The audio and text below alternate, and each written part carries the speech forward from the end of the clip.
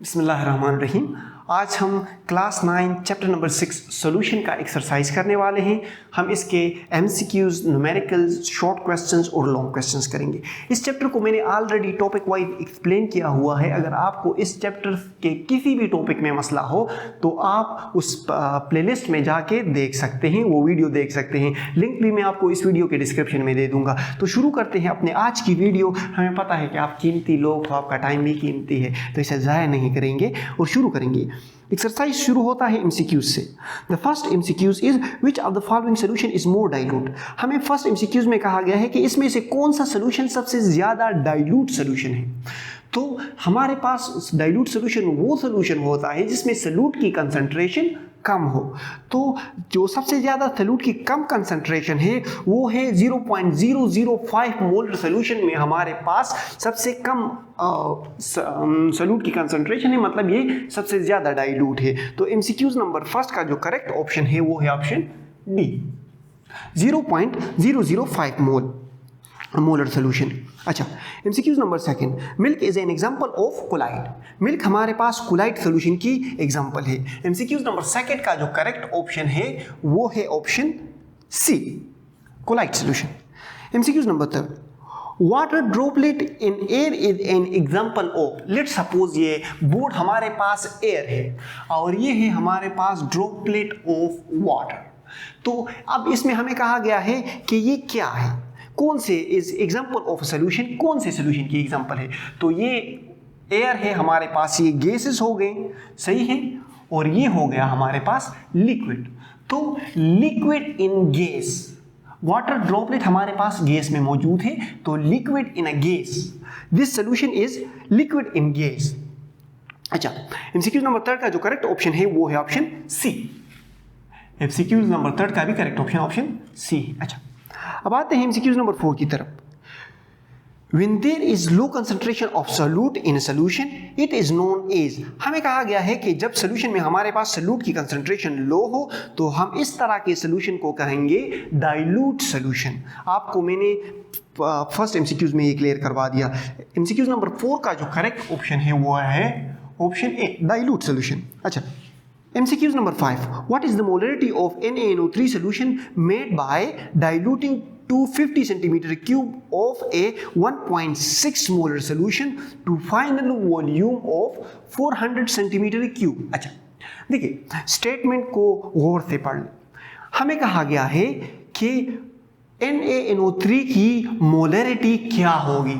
हमसे NaNO3 की molarity मांगी गई है।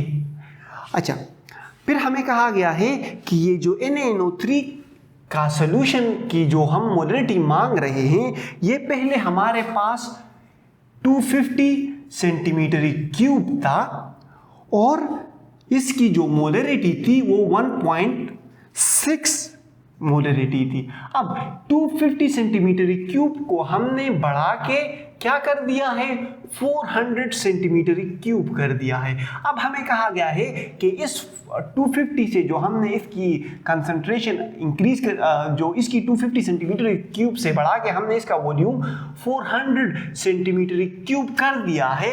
अब आप बताओ कि इसमें NaNO3 की कंसंट्रेशन क्या होगी। 250 सेंटीमीटर क्यूब में हमारे पास इसकी कंसंट्रेशन 1.6 मोल थी, 1.6 थी, और 400 सेंटीमीटर क्यूब में इसकी कंसंट्रेशन क्या होगी। तो ये हमारे पास स्टॉक सोल्यूशन है, मतलब ये हमारे पास इनिशियल है, हमारे पास इनिशियल वॉल्यूम हमारे पास ये है और मोलरिटी ये है। अब हमसे M2 मांगा गया है जब हमने वॉल्यूम को बढ़ा के V2 कर दिया। तो हमें पता है कि M1V1 is equals to M2V2। Stock is equals to dilute. तो स्टॉक हमारे पास ये था और डाइल्यूट हमारे पास ये बन गया। M1 है हमारे पास 250, 1.6 और V1 है हमारे पास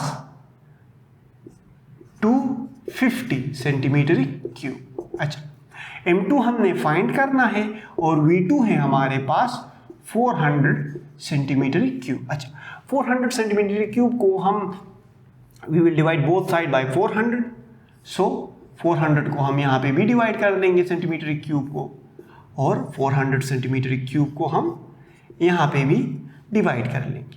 तो देखिए ये सेंटीमीटर क्यूब के साथ कैंसिल हो गया और ज़ीरो इस ज़ीरो के साथ 1 पॉइंट, इसको अगर हम ज़रब दें इसमें क्या कहा गया कैलकुलेटर, ये कैलकुलेटर हो गया 1.6 को अगर हम 1.6 को अगर हम ज़रब दें 25 में तो हमारे पास 40 आएगा और ये क्योंकि एक ज़ीरो से इसके साथ कैंसिल हो गया तो 40 डिवाइड बाई 40, तो 40 के साथ कैंसिल हो गया। M2 की जो कंसंट्रेशन, जो इसकी कंसंट्रेशन होगी, हम मोलरिटी होगी हमारे पास, इस सोल्यूशन की मोलरिटी होगी हमारे पास 1। इस MCQs को आपको आसान अल्फाज में समझाता हूँ। देखिए हमारे पास इनिशियली हमारे पास एक सोल्यूशन था 250 सेंटीमीटर क्यूब इसका वॉल्यूम था और इसकी मोलरिटी 1.6 मोल थी। अब हमने इस वॉल्यूम को बढ़ा के 400 सेंटीमीटर क्यूब कर दिया। अब इसकी मोलरिटी क्या है, तो हमारे पास एक फार्मूला है stock is equals to dilute. तो stock initial stock concentration stock solution हमारे पास M1V1 था और जो हमने डाइल्यूट किया है इसे M2V2, तो M1V1 is equals to M2V2। तो यहाँ पर हमने वैल्यूज पुट की और हमने M2 की वैल्यू निकाल ली जो है 1 मोल। अच्छा इसमें 1 मोल है, हाँ option B is the correct option. MCQ number 5 का जो करेक्ट ऑप्शन है वो है ऑप्शन बी। अच्छा MCQ number 6, what is the concentration in percentage by mass volume of a solution containing 15 gram of potassium chloride in 100 centimeter cube of solution। अच्छा MCQ number 6 में हमसे क्या मांगा गया है, MCQ नंबर 6 में हमसे परसेंटेज बाय मास वॉल्यूम मांगा गया है। हमें दिया गया है कि हमारे पास एक सोल्यूशन है 600 सेंटीमीटर क्यूब और इसमें हमने 15 ग्राम ऑफ पोटाशियम क्लोराइड डाला हुआ है। अब इसकी आप percentage by mass volume find करो। तो इसका हमारे पास फार्मूला है percentage by mass volume is equals to mass of solute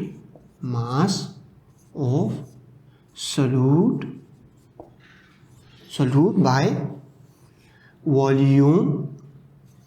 volume of solution multiplied by 100। अच्छा मास ऑफ सोल्यूट हमारे पास है 15 ग्राम और वॉल्यूम ऑफ सोल्यूशन है हमारे पास 600 सेंटीमीटर क्यूब मल्टीप्लाइड बाय 100। अच्छा इसको इसके साथ कैंसिल कर लेंगे, 6 को 15 डिवाइडेड बाय 6, 2.5 जो है हमारे पास it is the correct option. 2.5 हमारे पास करेक्ट ऑप्शन है। अच्छा MCQ नंबर 6 का करेक्ट ऑप्शन है option D 2.5। MCQ number option D is the correct option. अच्छा अब आते हैं when potassium chloride dissolve in water following will be produced। अच्छा हमें कहा गया है कि जब हम पोटाशियम क्लोराइड को वाटर में डाल देते हैं तो हमारे पास क्या बनता है, सिंपल सी बात है ये पोटाशियम क्लोराइड हो गया। इसको जब हमने वाटर में डाल दिया तो पोटाशियम मेटल है, ये इलेक्ट्रॉन लॉस करेगा, इस पर प्लस चार्ज आएगा, वही इलेक्ट्रॉन क्लोरीन गेन कर लेगा और क्लोरीन पर नेगेटिव चार्ज आएगा। तो K plus and Cl minus बनेंगे, आयंस बनेंगे हमारे पास। MCQ नंबर 7 का जो करेक्ट ऑप्शन है वो है option B. MCQ number 7 option B. अच्छा MCQ number 8, 2 moles of Na2SO4 are dissolved in 1 dm cube of solution. What is the molarity of solution? अच्छा हमें कहा गया है कि Na2SO4 के 2 moles को हमने 1 dm cube of solution में डाला है। अब solution की molarity क्या है, तो molarity का हमारे पास फार्मूला है molarity is equals to number of moles of solute by volume of solution। Number of moles of solute हमारे पास कि हमने कितने solute number of moles of solute डाले हैं 2। वॉल्यूम ऑफ सोल्यूशन हमारे पास क्या है, वॉल्यूम ऑफ सोल्यूशन हमारे पास है 1 dm cube, yes 1 dm cube, 1 dm cube हमारे पास। तो इसकी सोल्यूशन की मोलरिटी क्या होगी? 2। सोल्यूशन की मोलरिटी होगी 2। और एमसीक्यूज नंबर 8 का करेक्ट ऑप्शन, एमसीक्यूज नंबर 8 का करेक्ट ऑप्शन ऑप्शन बी है, आई थिंक, हाँ option B. MCQ number 9, molarity is the number of moles of solute dissolve in. So अगर हम मोलरिटी की डिफिनेशन करें तो molarity is the number of moles of solute dissolve in volume of a solution. Mean और volume हम dm cube या litre में लेते हैं। तो MCQ नंबर 9 का जो करेक्ट ऑप्शन है वो है option D. MCQ number 9 correct option is option D. अच्छा, MCQ नंबर 10 की तरफ आते हैं। The molarity of NaOH solution by dissolving 4 gram of it in 250 milliliter of water is। अच्छा, हमें कहा गया है कि NaOH की जो मोलरिटी है वो क्या होगी अगर हम 4 gram of NaOH 250 millilitre of water में डाल लें। तो मोलरिटी के लिए हमारे पास फार्मूला है, molarity is equal to number of moles by number of moles of solute by volume of solution. ये मोलरिटी के लिए हमारे पास फार्मूला है। लेकिन गिवन क्वेश्चन में हमें नंबर ऑफ मोल्स नहीं दिए गए, हमें सिर्फ मास इन ग्राम दिया गया है, 4 ग्राम दिया गया है। तो नंबर ऑफ मोल्स फाइंड करने के लिए हमारे पास फार्मूला है number of moles is equals to mass in gram divide by molar mass. Mass in gram हमारे पास है 4 ग्राम, हमें 4 ग्राम दिया गया है। मोलर मास ऑफ NaOH, अब मोलर मास ऑफ NaOH हमारे पास क्या है? NaOH का मोलर मास हम किस तरह फाइंड कर रहे थे? 23 प्लस 16 प्लस 1, 24 प्लस 16 40 इसका मोलर मास हुआ। Number of moles is equal to mass in gram divide by molar mass. अच्छा, तो इसको अगर हम इस पे डिवाइड करेंगे तो हमारे पास आ जाएगा 0.1। नंबर ऑफ मोल्स हमारे पास 0.1 आ जाएंगे। अब मोलरिटी फाइंड करने के लिए हम नंबर ऑफ इसकी वैल्यू को यहाँ पे लिख लेंगे। 4 को अगर हम 40 पे डिवाइड कर ले तो हमारे पास 0.1 आता है एग्जैक्टली। नंबर ऑफ मोल्स, अब नंबर ऑफ मोल्स तो हमने फाइंड कर लिए, अब हमारे पास नंबर ऑफ मोल्स आ गए 0.1। तो अब मोलरिटी फाइंड करने के लिए number of moles is equals to molarity is equals to number of moles which is 0.1 divided by volume of solution which is 250 millilitre है। तो इसको लीटर में कन्वर्ट करने के, अगर हम इसको लीटर में कन्वर्ट करेंगे तो 250 मिलीलीटर विल बिकम 0.25 लीटर। अच्छा, 0.1 divided by 0.25 is equals to 0.4.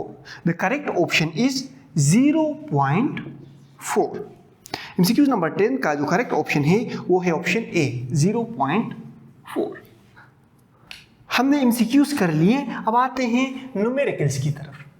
देखिए, हमें फर्स्ट न्यूमेरिकल में कहा गया है what is the molarity of solution composed of 5.85 gram of potassium iodide dissolve in enough water to make 0.125 dm cube of solution. अच्छा, हमें numerical number first में कहा गया है हमारे पास, हमें रिक्वायर्ड क्या है न्यूमेरिकल नंबर फर्स्ट में? Molarity of a solution. हमें कहा गया है कि मोलरिटी ऑफ सॉल्यूशन क्या होगी। अब सॉल्यूशन हमारे पास क्या है? पोटेशियम आयोडाइड का सॉल्यूशन है। हमने 5.85 ग्राम ऑफ पोटेशियम आयोडाइड को इतने सॉल्वेंट में डाल दिया है कि हमारे पास 0.125 डीएम क्यूब ऑफ सॉल्यूशन बन गया। और गिवन हमारे पास क्या है? गिवन में हमारे पास ये है कि हमने पोटेशियम आयोडाइड जिस 5.85 ग्राम पोटेशियम आयोडाइड को हमने इतने सॉल्वेंट में डाल दिया है कि हमारे पास वॉल्यूम ऑफ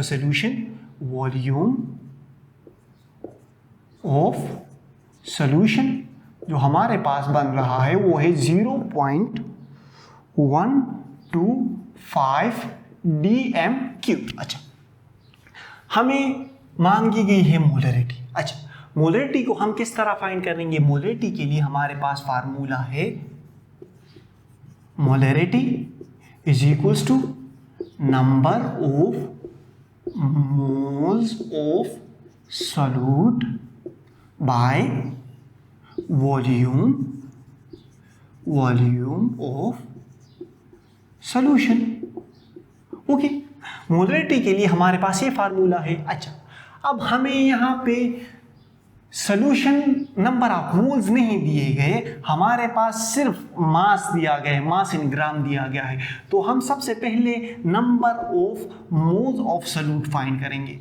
तो number of moles of a solute is equals to number of moles of solute, हमारे पास क्या है, number of moles of solute, हमने पहले भी ये पढ़ा है। Number of moles of solute is equals to mass in gram divided by molar mass. अच्छा, पोटेशियम का जो एटॉमिक मास है वो हमारे पास है 39 और आयोडीन का है हमारे पास 127। तो 39 प्लस 127 को अगर हम ऐड करेंगे तो हमारे पास 166 आएगा। तो हमारे पास सॉल्यूट जो मास इन ग्राम है वो है 5.85 gram and molar mass of potassium iodide is 166। तो अगर 166 को हम 5.85 को अगर हम किस चीज पे डिवाइड करें, 166 पर, तो हमारे पास 0.035 आएगा। 0.035 ये हमारे पास number of moles of solute आ गए। अच्छा, अब इसे पुट करते हैं यहाँ पर, number of moles of molarity is equals to, molarity हमारे पास किस चीज के बराबर है, number of moles of solute which is 0.035 divide by volume of solution. Volume of solution हमारे पास क्या है, 0.125 dm³। अच्छा, 0.035 divided by 0.125 is equals to 0.28। हमारे पास क्या आता है, 0.28। मोलरिटी, इस सॉल्यूशन की मोलरिटी हमारे पास 0.28 होगी। अच्छा, देखिए क्वेश्चन को फिर गौर से समझाता हूँ। हमें कहा गया है कि हमने 5.85 ग्राम ऑफ पोटेशियम आयोडाइड को इतने सॉल्वेंट में डाल दिया कि हमारे पास 0.125 dm³ सॉल्यूशन बन गया। अब आप बताओ कि इस सॉल्यूशन की हमारे पास मोलरिटी क्या होगी। तो हमने ये वाला प्रोसेस कर लिया और हमने फाइंड कर लिया कि इस सॉल्यूशन की मोलरिटी हमारे पास होगी 0.28 मोल। अच्छा, आई होप आपको समझ आ गया होगा। अच्छा, अब आते हैं नंबर सेकंड न्यूमेरिकल की तरफ। How many moles of H2SO4 are present in 0.5 dm³ of 0.15 molar solution of H2SO4। अच्छा, हमें क्या हाउ मेनी मोल्स हमसे रिक्वायर्ड क्या है, हमें रिक्वायर्ड है हमारे पास how many moles of H2SO4, number of moles हमारे पास रिक्वायर्ड हैं H2SO4 के, ये हमारे पास रिक्वायर्ड है, सही है। अब हमें गिवन क्या है, गिवन हमारे पास है वॉल्यूम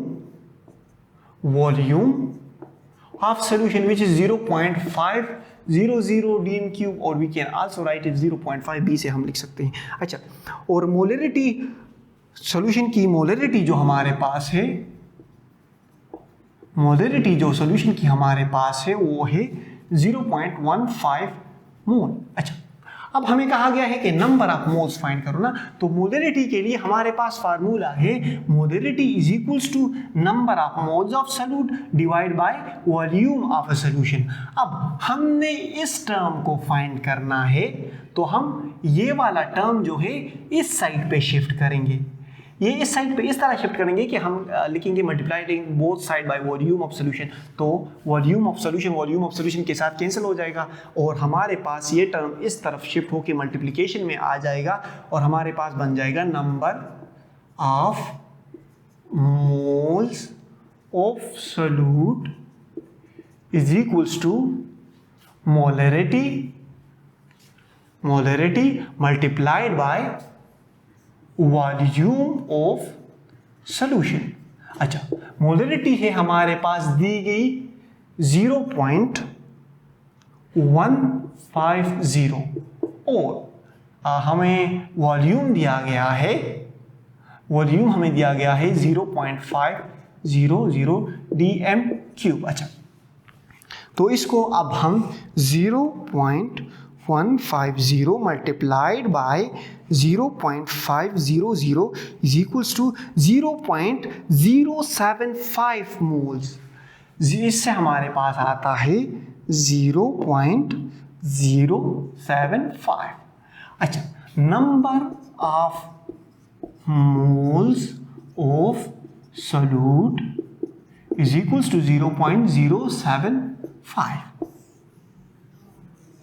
अच्छा, क्वेश्चन को समझाता हूं, फिर आपको आंसर खुद ब खुद समझ आ जाएगा। देखिए, हमें एक सिनेरियो दिया गया है, एक सिचुएशन दी गई है। हमें कहा गया है कि एक सॉल्यूशन है H2SO4 का, उसका वॉल्यूम ये है और इसकी मोलरिटी ये है। अब आप बताओ कि उस सॉल्यूशन में नंबर ऑफ मोल्स कितने होंगे। तो हमने ये वाला प्रोसेस कर लिया और हमने बता दिया कि हमारे पास 0.075 नंबर ऑफ मोल्स होंगे।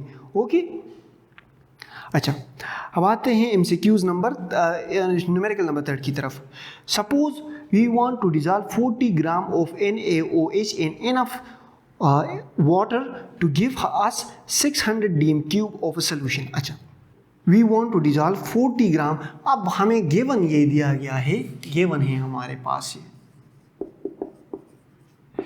हमें कहा गया है कि हमने 40 ग्राम, लेट सपोज हमने 40 ग्राम ऑफ NaOH को इतने पानी में डाल दिया कि हमारे पास जो सोल्यूशन बन रहा है वो बन रहा है 6 dm³ सोल्यूशन। इतने वॉल्यूम का सोल्यूशन हमारे पास बन रहा है जब हमने 40 ग्राम ऑफ NaOH को इतने पानी में डाल दिया कि हमारे पास 6 dm³ सोल्यूशन बन गया। अब what is molar mass of NaOH? हमें कहा गया है कि मोलर मास NaOH का मोलर मास क्या है। तो molar mass of NaOH is equals to, molar mass is equals to atomic mass multiply by number of its atom. तो एटॉमिक मास इसका है 23 multiply by number of its atom. इस NaOH में sodium की तादाद 1 है। ओके, प्लस ऑक्सीजन का atomic मास है 16, यहाँ पर ऑक्सीजन की तादाद है 1। अच्छा, और हाइड्रोजन का एटॉमिक नंबर 1 है यहाँ पर हाइड्रोजन। तो 23 plus 16 plus 1 is equals to 40। तो इसका जो एटॉमिक मास है वो है जो मोलर मास है NaOH का वो है 40। और what is the molarity of solution? अच्छा, अब हमसे पूछा गया है कि इस सोल्यूशन की मोलरिटी क्या होगी। तो मोलरिटी के लिए हमारे पास फार्मूला है, molarity is equals to number of moles of solute by volume of a solution. Molarity हमारे पास इसके लिए ये फार्मूला है, molarity is equals to number of moles of solute by volume of solution. अच्छा, हमें यहाँ पर सिर्फ ग्राम दिया गया, नंबर ऑफ मोल्स हमें नहीं दिए गए। तो सबसे पहले हम नंबर ऑफ मोल्स फाइंड करेंगे। Number of moles is equals to mass in gram divide by molar mass. Mass in gram हमारे पास है 40 ग्राम और NaOH का मोलर मास भी हमारे पास 40 है। तो number of moles equals to mass in gram divide by molar mass of NaOH is also 40। तो 40 के साथ कैंसिल हो जाएगा और नंबर ऑफ मोल्स हमारे पास क्या आ जाएंगे, इसकी number of moles is equals to mass in gram divide by molar mass which is equals to 1। तो नंबर ऑफ मोल्स हमारे पास आ गया 1 and volume of solution is 6। तो 6 को जब हम 1 पे डिवाइड करेंगे तो हमारे पास क्या आ जाएगा, 1 को हमने 6 पे डिवाइड किया, हमारे पास आ गया 0.166। ये हमारे पास आ गया। तो इस सोल्यूशन की मोलरिटी हमारे पास होगी 0.166। अच्छा, क्वेश्चन में हमें ये कहा गया है कि लेट सपोज हमने 40 ग्राम ऑफ NaOH को इतने पानी में डाल दिया कि हमारे पास 6 dm³ ऑफ सोल्यूशन बन गया। फिर हमें कहा गया है कि आप मोलर मास फाइंड कर लो NaOH का। वो हमने फाइंड कर लिया, हमारे पास आ गया 40 ग्राम।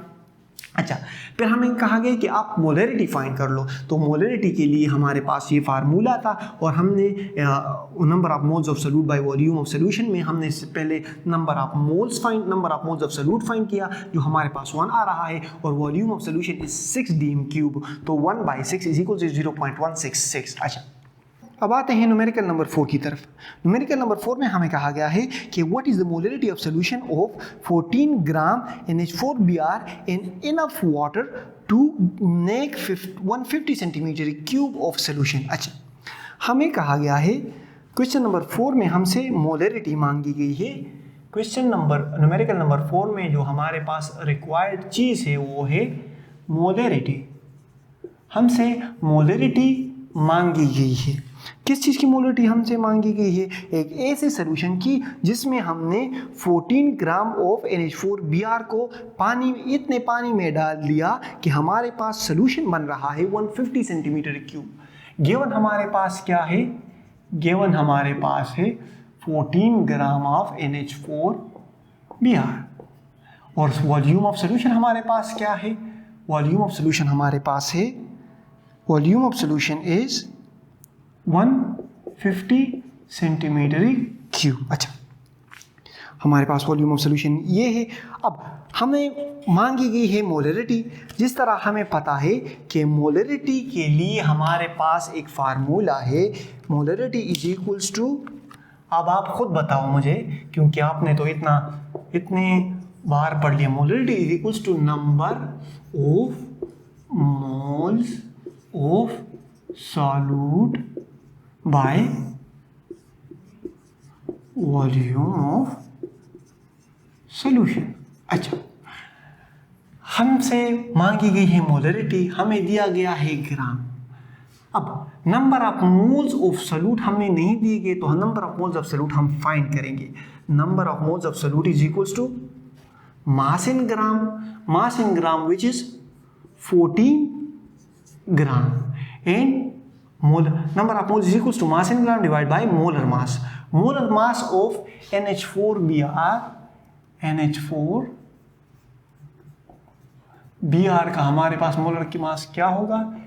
is equals to atomic mass of nitrogen is 14 plus atomic mass of hydrogen is 1 and number of hydrogen is 4 plus atomic mass of bromine is 80 है ना? हाँ, 80 है, बिल्कुल 80 है, सही है। तो इसका एटॉमिक और इसकी तादाद 1 है, तो 80 को अगर हम उनके साथ मल्टीप्लाई करें तो भी हमारे पास 80 आएगा। तो 14 प्लस 4 प्लस 80, 18 प्लस 80 98। सो इसका जो मोलर मास हमारे पास NH4Br का जो मोलर मास आ रहा है वो हमारे पास आ रहा है 98। So number of moles is equals to mass in gram divide by molar mass. अब अच्छा, 14 को हम 98 पे डिवाइड कर लेंगे, हमारे पास 0.143 आ जाएगा। 0.143 आ गया हमारे पास। अच्छा, 0.143 नंबर ऑफ मोल्स। अब 0.143 को इस इक्वेशन में हम पुट करेंगे। अब मोलरिटी को फाइंड करते हैं। Molarity is equals to number of moles of solute which is 0.143 gram divide by volume of solution in litre. हम वॉल्यूम ऑफ सॉल्यूशन लीटर में पुट करेंगे। यहाँ पर हमें सेंटीमीटर क्यूब में दिया गया है, तो सेंटीमीटर क्यूब में से लीटर में जब हम इसे कन्वर्ट करेंगे तो ये 150 हमारे पास किस चीज़ पे डिवाइड हो जाएगा? हम इसे 1000 पे डिवाइड कर लेंगे, हमारे पास आ जाएगा 0.15 आ जाएगा हमारे पास। यस, 0.15। सो 0.15 dm³ और 0.15 लीटर ये बन गया हमारे पास। अच्छा, तो molarity is equals to number of moles of solute divide by volume of solution in dm³ और लीटर। सो इसे हमें सेंटीमीटर क्यूब में दिया गया था, हमने इसे dm³ में कन्वर्ट कर लिया। तो अब इसमें 0.15 dm³। अच्छा, 0.143 को अब हम डिवाइड कर लेते हैं 0.15 पर हमारे पास आंसर आ जाएगा 0.95। 0.95 ये हमारे पास आंसर आ जाएगा। तो इस सोल्यूशन की मोलरिटी होगी हमारे पास 0.95। ओके। अच्छा, न्यूमेरिकल नंबर 5। न्यूमेरिकल नंबर 5 में हमें कहा गया है कि suppose you want to produce 1 dm cube of 3.5 molar solution of H2SO4. What is solute? What is solvent? How many gram of solute are needed to make this solution? अच्छा, जो numerical number 5 है इसमें हमें कहा गया है कि let suppose आप एक ऐसा सोल्यूशन बनाना चाहते हो जिसका वॉल्यूम 1 dm क्यूब हो और उसकी मोलरिटी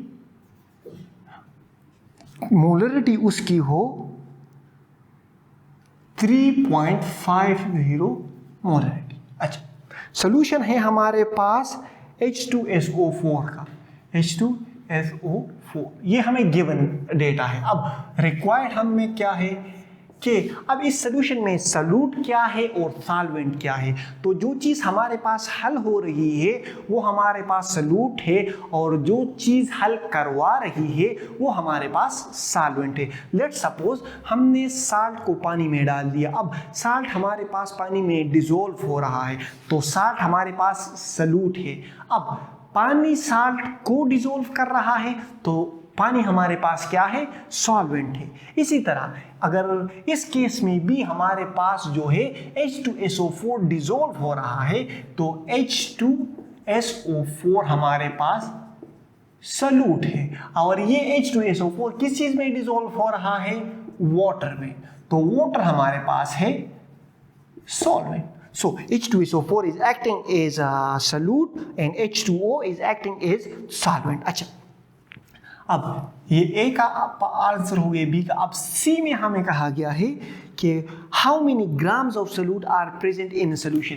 अब हमें कहा गया है कि अब इस सोल्यूशन में कितने ग्राम्स प्रेजेंट होंगे, how many grams of solute. अब इस सोल्यूशन में कितने ग्राम ऑफ सोल्यूट प्रेजेंट होंगे। तो घबराना नहीं है, वही मोलरिटी वाला फार्मूला है। Molarity is equals to number of moles of solute divided by volume of solution in dm cube or liter। अच्छा, number of moles of solute हमारे पास क्या है, molarity is equals to number of moles of solute is equals to mass in gram divide by molar mass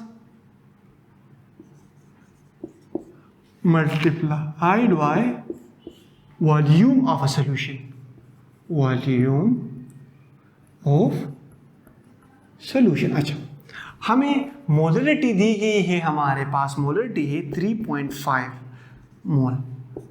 mass in ग्राम हमने find करना है।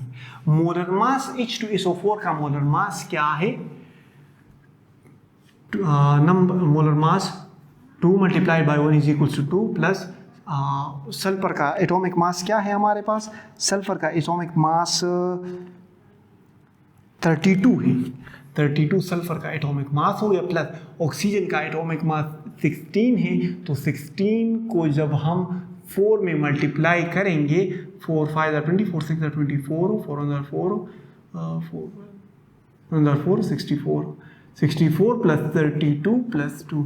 तो इससे जो टोटल आंसर हमारे पास आएगा 60 70 80 98 टोटल। इसका जो मोलर मास है वो है 98। वॉल्यूम ऑफ सॉल्यूशन है हमारे पास 1 dm क्यूब। अच्छा, तो 1 dm क्यूब तो 198 multiply by 1 is also is equals 98। तो 98 को हमने 1 में मल्टीप्लाई कर दिया, हमारे पास 98 आ गया। अब हम इस तरह करेंगे कि 98 को इस तरफ शिफ्ट करेंगे, इस तरह शिफ्ट करेंगे कि हम कहेंगे मल्टीप्लाइंग बोथ साइड बाय 98। तो 98 एंड 98। तो 98, ये 98 नहीं, इस 98 के साथ कैंसिल हो जाएगा और ये 98 इसके साथ मल्टीप्लिकेशन में आ जाएगा। 98 multiplied by 3.5 is equals to 343 gram. Mass in gram is equals to 343। अच्छा, अगर H2SO4 का हमारे पास ऐसा सोल्यूशन है जिसका वॉल्यूम 1 dm³ हो और इसमें 3 और इसकी मोलरिटी 3.50 मोलरिटी हो, तो इस तरह के सोल्यूशन में हमारे पास जो सॉल्यूट का जो मास होगा वो 343 ग्राम्स होगा। इस तरह के सोल्यूशन में हमारे पास H2SO4 343 ग्राम ऑफ H2SO4 हमने इसमें डिसॉल्व किया हुआ है। आई होप आपको इस न्यूमेरिकल्स की समझ आ गई होगी। अब बढ़ते हैं शॉर्ट क्वेश्चंस की तरफ। अब आते हैं शॉर्ट क्वेश्चंस की तरफ। शॉर्ट क्वेश्चन नंबर फर्स्ट में हमें कहा गया है, is sea water a solution? How would you prove with a simple experiment whether it is a pure water or a solution? देखिए, शॉर्ट क्वेश्चन नंबर फर्स्ट में हमें कहा गया है, शॉर्ट क्वेश्चन नंबर फर्स्ट में हमें कहा गया है कि क्या सी वाटर सोल्यूशन है, और दूसरा हमें ये कहा गया है कि हम सोल्यूशन और प्योर सॉल्वेंट में हम कैसे डिफरेंशिएट करेंगे, हमें कैसे पता चलेगा कि ये सोल्यूशन है या ये सोल्यूशन नहीं है। सिंपल सा एक्सपेरिमेंट आप हमें बताओ। तो हमें कहा कि अच्छा जी, आपने सिर्फ ये मांग लिया, अगर आप दिल मांग लेते, गुर्दे मांग लेते तो हम वो भी कर लेते, पर आपने तो सिर्फ ये मांगा। देखो अब इस सवाल को हल करते हैं। अच्छा देखिए, सोल्यूशन हमारे पास क्या है? Solution is a homogeneous mixture of 2 or more substances is called solution। तो इस डिफिनीशन के मुताबिक सी वाटर जो हमारे पास है, sea water is a solution. Solution, sea water हमारे पास सोल्यूशन है। अच्छा, अब सी वाटर हमारे पास सोल्यूशन क्यों है? सी वाटर हमारे पास इसलिए सोल्यूशन है because sea water dissolve metals, minerals, और सी वाटर में हमारे पास ऑक्सीजन भी होता है, ऑक्सीजन भी इसमें मिक्स होता है। Sea water is solution because it dissolve metals,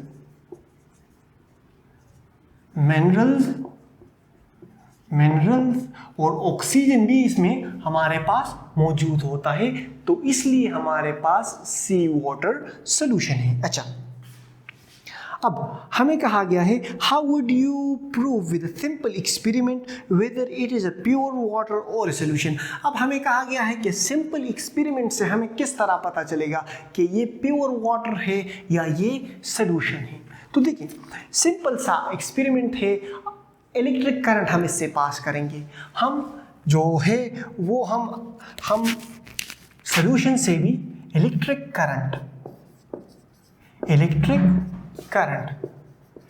हम पास करेंगे। किस चीज से हम इलेक्ट्रिक करंट पास करेंगे? सॉल्वेंट से भी, मतलब प्योर वाटर से भी।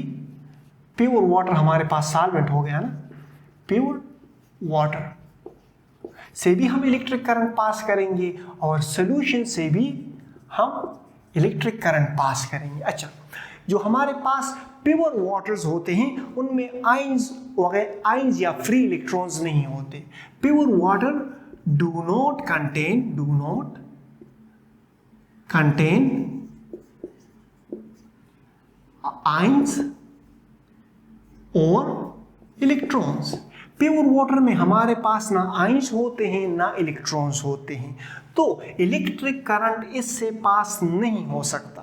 जबकि हमारे पास जो सोल्यूशन है, जिस तरह हमने सी वाटर का सोल्यूशन ले लिया, तो इसमें हमारे पास मेटल्स आयंस होते हैं, सोडियम, मैग्नीशियम,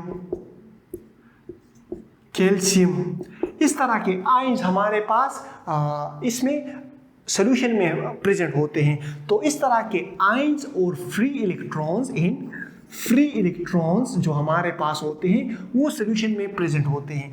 तो इस फ्री इलेक्ट्रॉन्स और आयंस के होने की वजह से they can easily pass electric electric current. तो ये इजीली हम इससे जो सोल्यूशन से है वो इलेक्ट्रिक करंट आसानी से पास हो सकता है, जबकि सोल्यूशन जो हमारे पास प्योर वाटर है इससे करंट पास नहीं हो सकता, क्योंकि इसमें आयन या फ्री इलेक्ट्रॉन्स नहीं होते। और दूसरे तरीके भी हैं जिससे हम पता लगा सकते हैं, मतलब जो सोल्यूशन होगा उसका टेस्ट अलग होगा, जो सोल्यूशन होगा उसका पीएच अलग होगा, जो सोल्यूशन होगा उसका मेल्टिंग पॉइंट और बॉइलिंग पॉइंट अलग होगा, या सिंपली अगर हम माइक्रोस्कोप से देखें, माइक्रोस्कोप से सोल्यूशन और सॉल्वेंट को देख लें तो हम माइक्रोस्कोप में वो सोल्यूशन में हमें पार्टिकल्स दिखेंगे, तो हमें आसानी से पता लग सकता है कि ये सॉल्वेंट है या सोल्यूशन है। बहुत ज़्यादा एक्सपेरिमेंट्स हैं, लेकिन मैंने सिर्फ आपको इलेक्ट्रिक करंट वाला एक्सपेरिमेंट करवा दिया। पेपर में सवाल आ जाए तो आप इस वाले तरीके से कर लो। वो पप्पू ना बनो, सही है। पप्पू से किसी ने पूछा ना कि जब आसमान में बिजली चमकती है तो हम लाइट पहले देख लेते हैं और आवाज़ बाद में सुन लेते हैं, तो ऐसा क्यों होता है पप्पू? तो पप्पू खड़े हो गए और बोला ना, सर हमारी आंख के आगे हैं इसलिए हम रोशनी पहले देख लेते हैं, और ये कान हमारे पीछे हैं इसलिए आवाज़ हम बाद में सुन लेते हैं। तो पप्पू ना बनो, सही है। क्वेश्चन नंबर 2, ए बोतल in a drug store contain a label 3% hydrogen peroxide. देखिए हमें कहा गया है कि एक बोतल है किसी मेडिकल स्टोर में, इस पर लिखा है 3% हाइड्रोजन पेरोक्साइड। इसका मतलब क्या है? इसका मतलब ये है कि हमने 3 मिलीलीटर ऑफ हाइड्रोजन पेरोक्साइड को इतने सॉल्वेंट में डिसॉल्व किया हुआ है कि हमारे पास पूरा सॉल्यूशन की जो कंसंट्रेशन है वो 100 मिलीलीटर आ रही है। इन अदर वर्ड्स हमारे पास 100 मिलीलीटर सॉल्यूशन में हमारे पास 3 मिलीलीटर क्या है? हाइड्रोजन पेरोक्साइड है। इसका मतलब ये है, लिख के दे देता हूँ आपको, फिर आपको आसानी हो जाएगी। It means 3% hydrogen peroxide means that we have dissolved 3 milliliter of hydrogen peroxide in enough solvent to give us 100 milliliter of solution. In other words, 100 milliliter of solution contain 3 milliliter of hydrogen peroxide। इसका मतलब ये है कि 100 millilitre solution में हमारे पास 3 millilitre है hydrogen peroxide, 3 millilitre है 100 millilitre solution में, तो 3% हाइड्रोजन पेरोक्साइड का मतलब ये है। अच्छा, अब आते हैं क्वेश्चन नंबर 3 की तरफ। Classify the following as colloid solution, colloid suspension and explain why. देखिए हमें कहा गया है कि ये इसे क्लासिफाई करो कि ये कोलाइड है, ये सॉल्यूशन है, कोलाइड है या सस्पेंशन है, और बताएं हमें कि क्यों। देखिए मिल्क है हमारे पास कोलाइड, हमने प्रॉपर्टीज़ कोलाइड की, सॉल्यूशन की और सस्पेंशन की प्रॉपर्टीज़ बड़ी डिटेल के साथ पढ़ी थी। आप वो वीडियो जाके देख लें तो आपको पता चल जाएगा कि मिल्क हमारे पास कोलाइड क्यों है। Hard cup of T, hard cup of T की अगर हम बात करें तो इसमें कुछ सब्सटेंसेस हमारे पास डिसॉल्व हो जाते हैं, सॉल्यूशन बना लेते हैं, लेकिन बेसिकली ये हमारे पास सस्पेंशन है। देखिए चाय में हमने चीनी डाल दी, वो डिसॉल्व हो गई, सब कुछ हमने इसमें डाल दिया, वो डिसॉल्व हो गया, लेकिन चाय पत्तियों से बनती है ना। चाय की पत्तियां जब हम इसमें डाल देते हैं तो वो चाय की पत्तियां नीचे बैठ जाती हैं, तो हमारे पास हॉट कप ऑफ टी जो है वो है सस्पेंशन।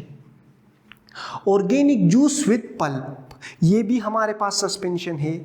मायोनीज हमारे पास कोलाइड्स हैं। जो हमारे पास ये माउथ वॉश है ये हमारे पास है सॉल्यूशन। जो मिल्क ऑफ मैंगनीज है ये भी हमारे पास सस्पेंशन है। चीज़ हमारे पास कोलाइड है। मिस्ट हमारे पास सस्पेंशन है। And bottle of water is the example of solution. Okay, question number 4 की तरफ आते हैं। Why we stir paints thoroughly before using it. अच्छा, इसमें हमें कहा गया है कि हम ये पेंट को हिलाते क्यों हैं, यूज़ करने से पहले हम इसको शेक क्यों करते हैं अच्छी तरह से। तो देखिए इसका जवाब ये है कि जो पेंट है हमारे पास, क्वेश्चन नंबर 4, जो पेंट है हमारे पास, ये है हमारे पास सस्पेंशन, और सस्पेंशन है ये किस चीज़ का, ये केमिकल्स का, कलर्स का और वाटर का, ये सस्पेंशन है इन चीज़ों का। अगर हमने सस्पेंशन में पढ़ा था कि the particles of suspension settle down at the bottom if it is remain undisturbed.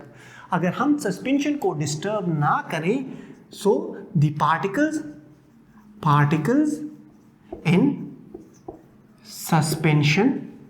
suspension will settle down at the bottom। जो सस्पेंशन के पार्टिकल्स हैं वो नीचे बैठ जाएंगे।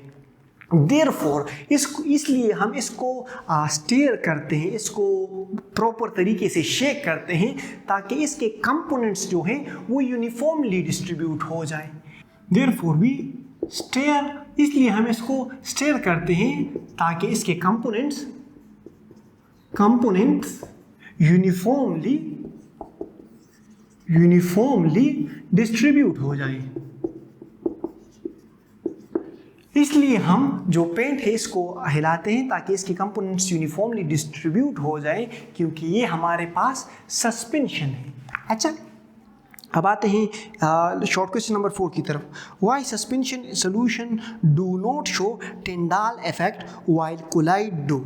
अच्छा, हमें कहा गया है कि जो सोल्यूशन और सस्पेंशन है ये टिंडाल इफेक्ट शो नहीं करते, जबकि जो हमारे पास ये कोलाइड से ये टिंडाल इफेक्ट शो करता है।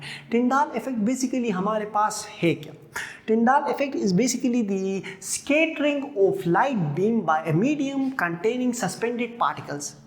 टिंडाल इफेक्ट हमारे पास वो इफेक्ट होता है जिसमें लाइट बीम हमारे पास स्कैटर्ड हो जाती है, फैल जाती है बाय अ मीडियम, एक ऐसी मीडियम के थ्रू जिसमें स्मॉल सस्पेंडेड पार्टिकल्स हो, जिसकी बदौलत वो सस्पेंडेड पार्टिकल्स की बदौलत वो लाइट बीम स्कैटर्ड हो जाती है। सिंपल से अगर हम टिंडाल इफेक्ट की डिफिनीशन करें तो इसकी डिफिनीशन कुछ यूँ होगी कि the scattering of light beam bye medium containing small suspended particles. अच्छा, टिंडाल इफेक्ट का तो आपको समझ आ गया ना। देखिए वो जो आपने अक्सर देखा होगा ना, दरवाजे में जब सूरज की रोशनी आती है तो आपको छोटे छोटे पार्टिकल्स दिख रहे होंगे। वो छोटे छोटे पार्टिकल्स उस लाइट बीम को स्कैटर्ड करते हैं। इस तरह के इफेक्ट को कहते हैं हम टिंडाल इफेक्ट। अच्छा, क्वेश्चन में हमें कहा गया है कि जो कोलाइड्स हैं ये हमारे पास, कोलाइड जो हमारे पास है ये टिंडाल इफेक्ट शो करते हैं, जबकि सॉल्यूशन और सस्पेंशन हमारे पास टिंडाल इफेक्ट शो नहीं करता। इसकी वजह ये है कि ये जो सस्पेंशन के पार्टिकल्स होते हैं वो बहुत ज़्यादा लार्ज होते हैं। We have large in suspension the particles are very large। particles बहुत ज़्यादा large होते हैं जिसकी वजह से light is blocked and it is difficult to scatter। जिसकी वजह से हमारे पास लाइट जो क्या हो जाती है, लाइट हमारे पास ब्लॉक्ड हो जाती है and it is difficult to scatter. बल्कि इसलिए तो हमारे पास लाइट का स्कैटर्ड होना डिफिकल्ट हो जाता है। सस्पेंशन में पार्टिकल्स लार्ज होते हैं, लार्ज साइज होने की वजह से वो पार्टिकल्स लाइट को ब्लॉक कर देते हैं। That is why it is difficult to scatter light in suspension। while on the other hand जो solution होता है इसमें particles बहुत ज़्यादा small होते हैं। solution में particles small होते हैं इसलिए they cannot scatter light। इसलिए ये लाइट स्कैटर कर ही नहीं सकते। Can't scatter light, can't scatter light. Simple सी बात है। सोल्यूशन में हमारे पास पार्टिकल्स बहुत ज़्यादा स्मॉल होते हैं, इसलिए वो लाइट स्कैटर्ड नहीं कर सकते। सस्पेंशन में हमारे पास पार्टिकल्स का साइज बहुत ज़्यादा लार्ज होता है, इसलिए वो लाइट को स्कैटर करने की बजाय ब्लॉक कर लेते हैं। तो और कोलाइड्स में जो हमारे पास पार्टिकल्स का साइज होता है वो सोल्यूशन से ज़्यादा होता है और सस्पेंशन से कम होता है, तो इसलिए कोलाइड्स जो हैं वो टेंडाल इफेक्ट शो करते हैं, वो लाइट स्कैटर करते हैं, जबकि सोल्यूशन और सस्पेंशन लाइट स्कैटर नहीं करते। अच्छा, अब आते हैं लॉन्ग क्वेश्चंस की तरफ। देखिए, ये लॉन्ग क्वेश्चन मैंने रीड किए हुए हैं, ये सारे इस चैप्टर में है और इस चैप्टर को टॉपिक वाइज मैंने किया हुआ है। अगर आपको इस चैप्टर के इस लॉन्ग क्वेश्चन में अगर कोई मसला हो तो मैं आपको इस पूरे चैप्टर का मैंने एक प्लेलिस्ट बनाया हुआ है टॉपिक वाइज, वो मैं आपको चैनल वीडियो के ये क्या कहते हैं वीडियो के डिस्क्रिप्शन में दे दूँगा आपको। और हाँ, अगर वीडियो अच्छी लगी हो तो लाइक करें, चैनल को सब्सक्राइब करें और बाकी हंसते मुस्कुराते रहें, खुशियाँ बांटें, दिलों का ख्याल रखें। अल्लाह हाफिज़।